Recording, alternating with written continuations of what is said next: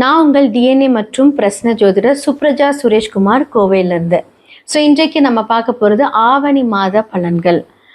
நிறைய நல்ல பண்டிகைகள் இந்த மாதத்தில் வரப்போகுது. கோகுலாஷ்டமி, அடுத்ததாக விநாயகர் சதுர்த்தி அண்டு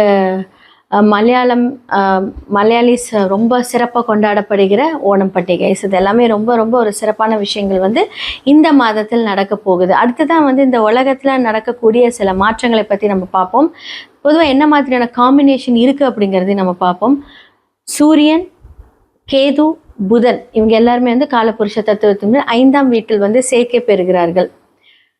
இந்த காம்பினேஷன் ஆல்ரெடி கும்பத்தில் ராகு இருக்காங்க, கடக வீட்டில் குரு தனித்து நிற்கிறார், அப்புறம் மிதுன வீட்டில் செவ்வாய் தனித்து நிற்கிறாங்க, சுக்கிரன் கன்னி வீட்டில் தனித்து இருக்கிறார். அடுத்ததாக பார்த்தீங்கன்னா சனி பகவான் காலபுருஷனோட வீட்டில் 12ஆம் வீட்டில் ஆல்ரெடி இருக்கார். இத்தனை காம்பினேஷன்ஸ் போய்கிட்டு வந்துட்டுருக்கு. இதில் மெயினாக பார்த்தீங்க அப்படின்னா இந்த சூரியன் யாரோட இணைந்து இருக்கிறார் அப்படின்னா கேது பகவானோட இணைந்திருந்து, புதன் பகவானோட இணைந்திருந்து அழகாக சமசப்தம் பார்வை ராகு எல்லாரும் பார்க்குறாங்க. இந்த காம்பினேஷன் ஒரு எச்சரிக்கை கொடுக்குது அப்படின்னு தான் சொல்ல முடியும். இந்த எச்சரிக்கை எப்படி அப்படின்னா, நிறைய பேர் நிறைய ட்ராவல் பிளான் பண்ணியிருப்பீங்க. இந்த மாதத்தை கொஞ்சம் தவிர்த்திருக்கிறது நல்லது. அடுத்ததாக இன்னுமே பார்த்தீங்க அப்படின்னா காற்று அப்படின்னு சம்மந்தப்பட்ட விஷயங்கள், நிறைய தீ விபத்துக்கள், அடுத்ததாக நிறைய வெடி பிளாஸ்ட், யாருமே யோசிக்க முடியாத ஒரு பிளாஸ்ட். இது இதே காம்பினேஷன் நம்ம இதுக்கு முன்னாடி நம்ம பார்த்துருக்கோம். நம்ம ஃப்ளைட் கிராஷெலாம் பார்த்துருக்கோம். இதே காம்பினேஷன் என்ன அப்படின்னா, அப்போ சூரியன் கேது மட்டும் இருந்து பார்த்துருக்க, இப்போ புதன் இணைந்து பார்க்குறாங்க. ராகுவும் பார்க்குது. இந்த மாதிரியெல்லாம் இருக்கும்போது என்ன அப்படின்னா, மீடியா ஃபீல்டு இதில் நிறையா பாதிப்புகளை நம்ம பார்க்க போகிறோம். மீடியா ஃபீல்டில் இருக்கிறவங்களுக்கு பிரச்சனை. அதே மாதிரி கெமிக்கல் ஃபேக்ட்ரிஸ், ட்ராவலிங் பண்ணுறவங்க இதெல்லாம் கொஞ்சம் யோசித்து நீங்கள் இந்த மாதத்தை கொஞ்சம் கடந்தீங்கன்னா ரொம்ப நல்லாயிருக்கும் அப்படின்னு தான் நான் சொல்லுவேன். இதெல்லாமே கொஞ்சம் ஜாக்கிரதையாக இருக்கக்கூடிய ஒரு காலங்கள். மேஷம்லேருந்து மீனம் வரைக்கும் இந்த ஆவணி மாத பலன்கள் எப்படி இருக்குது? ஏன்னா சூரியனோட டிரான்சிட் ஆகஸ்ட் மிட்லேருந்து செப்டம்பர் வரைக்கும் இருக்க போகுது. இந்த டிரான்சிட் சூரியன் இங்கே இருக்கும்போது தான் அப்படின்னா ஏன்னா சேர்ந்துருக்கிற கிரகம் அப்படி. இவங்களுடைய ராசிகளுக்கு எப்படி இருக்குது அப்படிங்கிறத நம்ம பார்த்துடலாம். மீன ராசிக்காரர்களுக்கு இந்த ஆவணி மாத பலன்கள் எப்படி இருக்குன்னு பார்த்துடலாம். லக்னத்திலே சனி பகவான் வக்கரத்தில் இருக்கார். உங்களுக்கு அவர் யார் அப்படின்னா 11-12 வக்கரமாக இருக்கார். லாபாதிபதி வக்கரமாக இருக்கலாமான்னு கேட்டால் இருக்கக்கூடாது. இதை பற்றி நம்ம நிறைய பேசிட்டோம். அடுத்ததாக பார்த்தீங்க அப்படின்னா உங்களுக்கு சுக்கிரன் இப்போ 8ல் வந்திருக்காரு.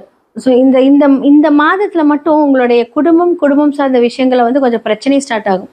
ஏன்னா செவ்வாய் புதனோட வீட்டில் இருக்கார், 4ஆம் வீட்டில் சுகஸ்தானத்தில் செவ்வாய் பகையாக இருக்கிறனால அந்த தூக்கம், நிம்மதி எல்லாமே கெடும். நிறைய ட்ராவல், அதே மாதிரி என்ன சொல்கிறது, ஒரு முடிவு, திருமணம், காதல் ஒரு முடிவுக்கு வருது அப்படின்னா இது கொஞ்சம் திருப்பி அது எக்ஸ்டெண்ட் பிரச்சனையில் போய் முடியும்.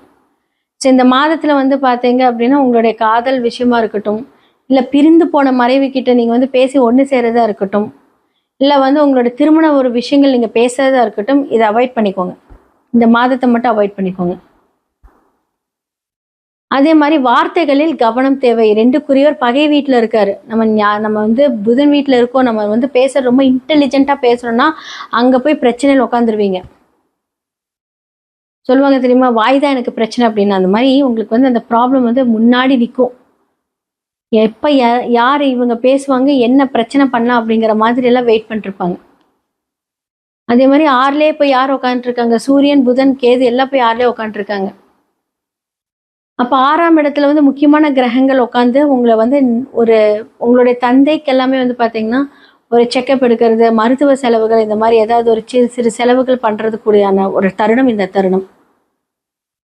6ஆம் வீட்டில் சூரியனோட வீட்டில் சூரியனே இருக்கும்போது என்னங்க அப்படின்னா காரகோ பாவ நாஸ்தி, 6ஆம் வீட்டில் அந்தந்த கிரகங்கள் அதோட வீட்டில் வரும்போது என்னாகும் அப்படின்னா முடிந்த அளவுக்கு பார்த்தீங்கன்னா உங்களுக்கு 6 அப்படின்னு சொல்லக்கூடியது உங்களுடைய தாய் மாமன். அப்போ மாமா வழிகளில் ஒரு இழப்பு இந்த மாதத்தில் நீங்கள் பார்ப்பீங்க. ஏதாவது ஒரு இழப்புன்னு சொல்கிறது பார்த்தீங்க அப்படின்னா அவங்களுக்கு இழப்பு, பிஸ்னஸில் இழப்பு இருக்கலாம், இல்லை உங்களுக்கு தேவையில்லாத ஏதாவது ஒரு இழப்பு. ஒரு விஷயத்த வந்து லேண்ட் வாங்கியிருக்கலாம், அது திடீர்னு பார்த்தீங்கன்னா அது பிரச்சனையில போய் முடியாது. ஸோ தாய் மாமன், சித்தி வகைகள் இவங்களுக்கெல்லாம் வந்து பார்த்தீங்கன்னா சில இழப்புகள் அவங்களுக்கு எல்லாமே பார்க்க போறாங்க. இது வந்து எப்படி ரிஃப்ளெக்ட் ஆகும்னா இப்படி தான் ரிஃப்ளெக்ட் ஆகும். அப்போ அரசு சம்மந்தப்பட்ட பிரச்சனைகள் வந்து பார்த்தீங்கன்னா இந்த காலகட்டத்தில் இருக்க முடிஞ்ச அளவுக்கு வந்து பார்த்தீங்க அப்படின்னா பொறுமையாக கையாளுறது இந்த நல்லது. உடம்பு அப்படிங்கிற ஒரு விஷயம் வந்து ஒத்தே போகாது, அவ்வளோ வலி கொடுக்கும். பட்ட கால்லே படும். நான் ஆல்ரெடி மீனம் சொன்னதான், காலில் அடிப்படும். அதே மாதிரி ஜென்ம சனியாக இருக்கார் இல்லையா, வக்கரமாக இருக்கார். இந்த காலகட்டத்தை கொஞ்சம் ஓகே, பட் வக்கர நிவர்த்தி ஆகும்போது கொஞ்சம் ஹெவியாக கொடுப்பார். அப்போ இப்போ இருந்து ஃபுட் இன்டேக் நல்லா பண்ணிக்கோங்க. நடங்க, வாக்கிங் நடங்க. 12ஆம் இடம் வாக்கிங். செருப்பு பிய்யற அளவுக்கு நடக்கணும். இதெல்லாம் நீங்கள் பண்ணும்போது என்னாகும் அப்படின்னா ஹார்ட் ஒர்க். அது எக்ஸாம்பிள் வந்து செருப்பு பிய்யற அளவுக்கு நடக்கணும்னா அப்படி வாக்கிங் நான் சொல்லலை. அந்த அளவுக்கு ஹார்ட் ஒர்க் பண்ணணும். வேர்வை வெளி வரணும்.